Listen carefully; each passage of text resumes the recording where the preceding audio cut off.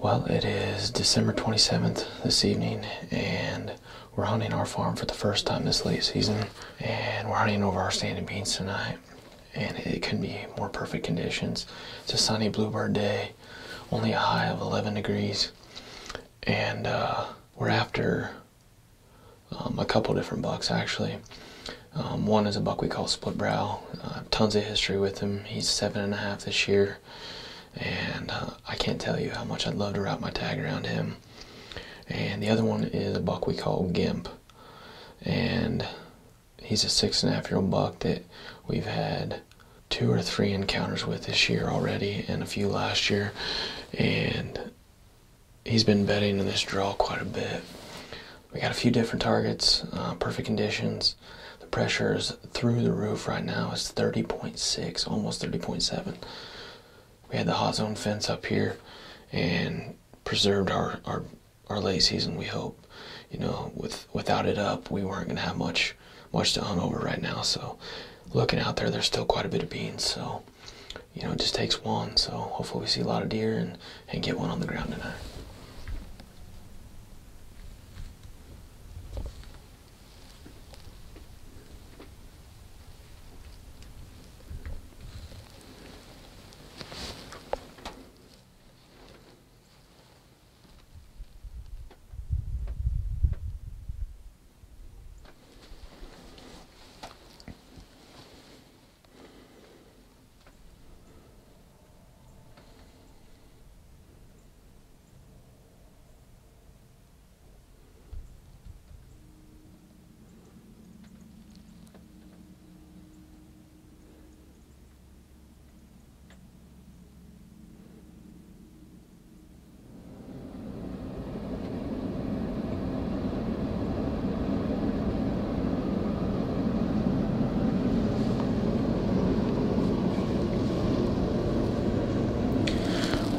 Talk pretty quiet because we got deer pretty close, and that one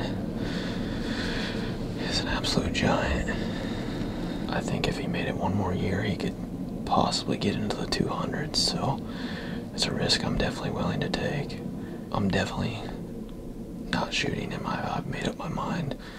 You know, I've got deer bigger than him, so with those inside tines, he could be a world-class animal. So like I said, with only a little bit of season left, if he can stay on our property, he's got a dang good shot at making it. Whew. That's what it's all about right there. I'm pumped.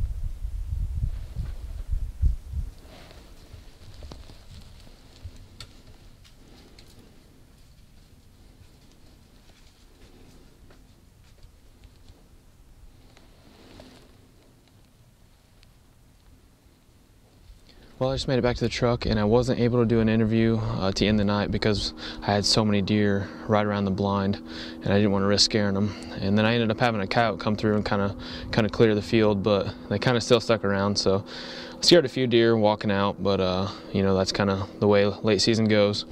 But what an exceptional hunt! It was crazy to have a buck we call Insider the first year come out onto the field, and just a world-class animal. With only two weeks of season left, he has a really good shot at making it to next year, so that's what we're hoping for. He's going to be absolutely insane if he can make it one more year, so that's our strategy there. And the other 8-pointer that came out is a buck that is a 4-year-old. We've got 2 sets of sheds off of him, and a buck that we're trying to get to next year also. You know, I feel it's hard for me to shoot a deer in late season just because they've made it this long. You know, I always like to see them the following year, so definitely makes it easier to pass deer in late season for me, at least. I think we had an encounter with Insider last year on December 23rd. And then this year was December 27th, so that's really cool. We feel like we have a very good shot at killing him next year. So it's going to be fun chasing that deer. But the 8-pointer, we also had an encounter with him last year on, I want to say, January 7th. Unfortunately, the 2 bucks we were hunting didn't come out. We're looking forward to getting after it this weekend. I got to hurry and get to work, so hopefully we can get out this weekend and maybe put one down. We'll see. Realtree's Midwest Whitetail is brought to you by Cabela's, Easton Arrows, Frigid Forage, Fuse, Grizzly Coolers, Hoyt, Hoyman Tree Saws, Muddy Outdoors, Nikon, Ozonics, Redneck Blinds, Rocket Broadheads, RTP Outdoors, Trophy Rock, Spot Hog Releases, Wilderness Athlete, Viking Solutions, and Realtree. It's December 28th, and for this afternoon's hunt, I'm heading down to a spot I've nicknamed the Plowdown Plot. And this is going to be probably the last place on the farm that's going to have a decent amount of food. There's a big and beasties planted in there, and I've hunted there a fair amount already this fall. And I've had some good hunts in there, but little by little the deer are really hammering that. Hopefully there's enough food left to attract them for this afternoon's hunt. The feeding patterns during the late season can be completely different from a timing standpoint than they are at any other time of the season. So it makes sense to be in early. We'll have probably a little over 4 hours in the blind this afternoon. We'll bring you all the action here, but as we head down there, let's jump to a hunt that Seth Sheldon had on Christmas Day. Seth's been hunting this buck the whole season. We've been following along on the video blogs on the Midwest Whitetail site, and finally he was able to put the whole puzzle together and get this buck within bow range. Well, it's Christmas Day, and instead of sitting inside sipping on hot cocoa, I'm out here freezing my butt off in the tree stand. For those of you who have been up to date on my videos, you know I'm after a few different bucks, and I'm hoping with these cold temps that one of them is on their feet tonight. So I'm going to cross my fingers and hope that by the end of the night I'll have a nice little Christmas present to take home.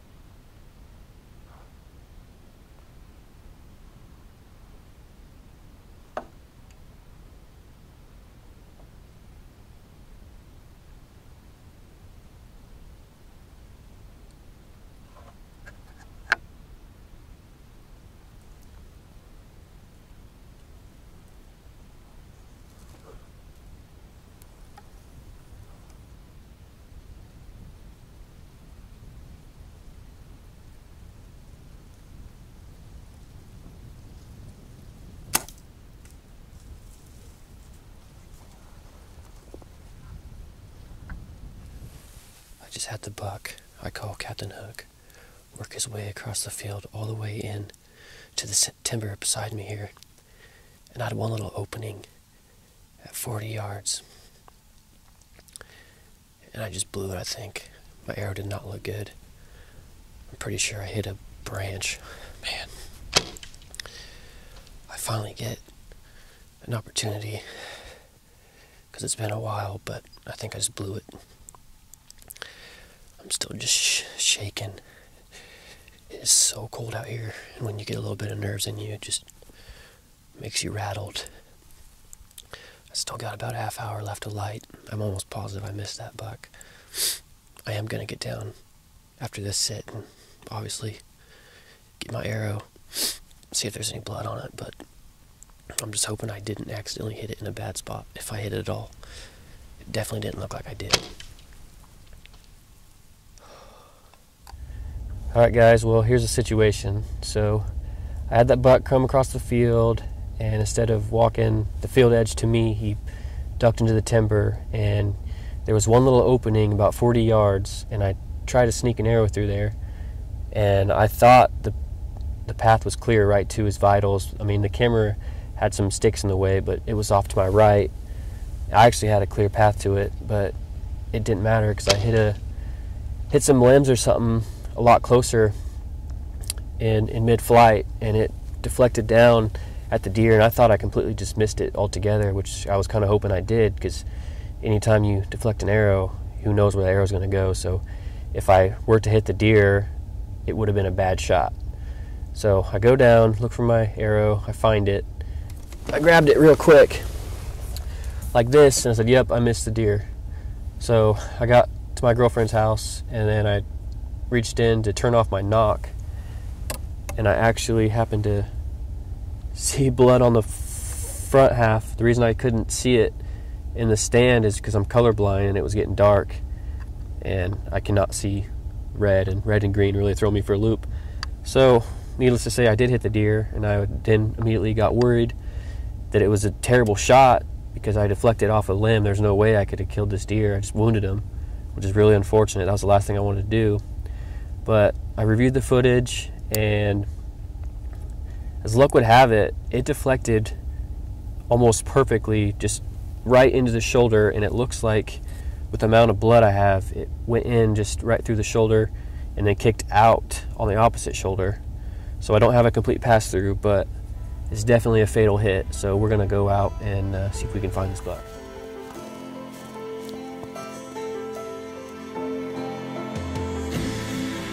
Well, here he is.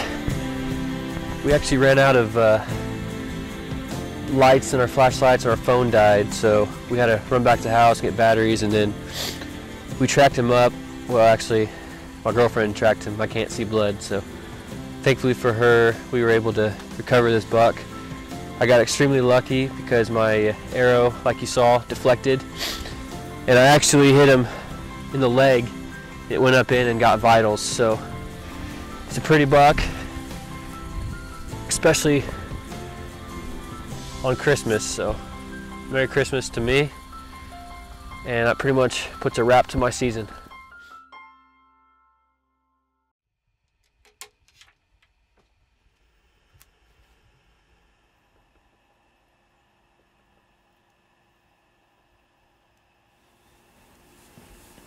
I've got an hour left in my hunt this evening, but I'm going to go ahead and close the episode right now before we start to lose camera light.